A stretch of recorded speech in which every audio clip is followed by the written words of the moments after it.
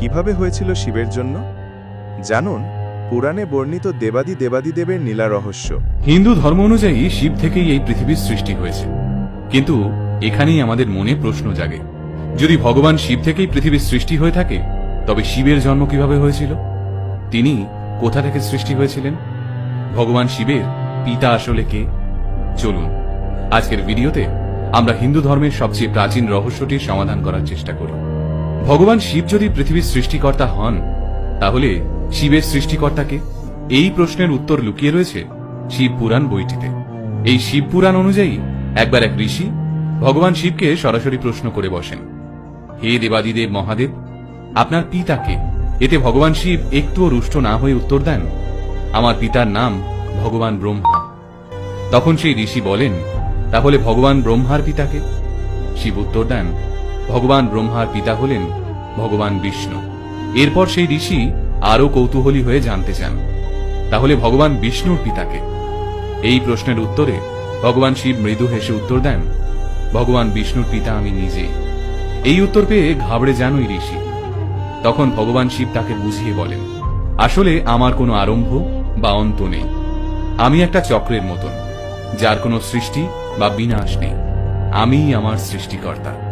বিজ্ঞানের big bang theory অনুযায়ী এই বিশ্ব ব্রহ্মাণ্ডের জন্ম হয় এক বিরাট বিস্ফোরণ থেকে। কিন্তু এই বিস্ফোরণের আগে কি ছিল? বিজ্ঞান বলছে এর আগে কিছুই ছিল না, অর্থাৎ এর আগে যা কিছু ছিল তার কোনো আকার নেই, কোনো সৃষ্টি নেই, কোনো মৃত্যু নেই। এবার শিবের জন্ম কাহিনীটা ভাবুন। ভগবান শিবের সৃষ্টিকর্তা ভগবান শিব নিজে, অর্থাৎ শিবের আগে কিছুই ছিল না, শিব থেকেই সবকিছুর শুরু। আর এই বিগ ব্যাং আসলে শিবের তাণ্ডব নৃত্য, যাকে বিজ্ঞানের ভাষায় কসমিক ড্যান্স বলা হয়। শিবের আর এক রূপ নটরাজকে এই বিগ ব্যাং এর প্রধান কারণ হিসেবে ধরা হয়। এবার চলুন নৃত্যরত নটরাজের ছবিটি ভালো করে লক্ষ্য করা যাক। নটরাজের চারপাশে থাকা এই চক্রটি আসলে বিজ্ঞানের ভাষায় ব্ল্যাক হোল। এই ব্ল্যাক হোলের সৃষ্টি হয় ভগবান শিবের তাণ্ডব নৃত্যের ফলে তৈরি হওয়া ভাইব্রেশন এবং এনার্জির মাধ্যমে। আগুনের যে ছটাগুলো এই চক্র থেকে বের হচ্ছে, তা আসলে বিজ্ঞানের ভাষায় ম্যাটারের প্রতীক। বিজ্ঞানীদের মতে এই ম্যাটার থেকেই আমাদের পৃথিবী সহ অন্যান্য গ্রহ নক্ষত্রের সৃষ্টি। আর এই আগুনের ছটার মধ্যবর্তী জায়গাটাকে বিজ্ঞানীরা অভিহিত করেছেন মহাকাশ বা স্পেস হিসেবে।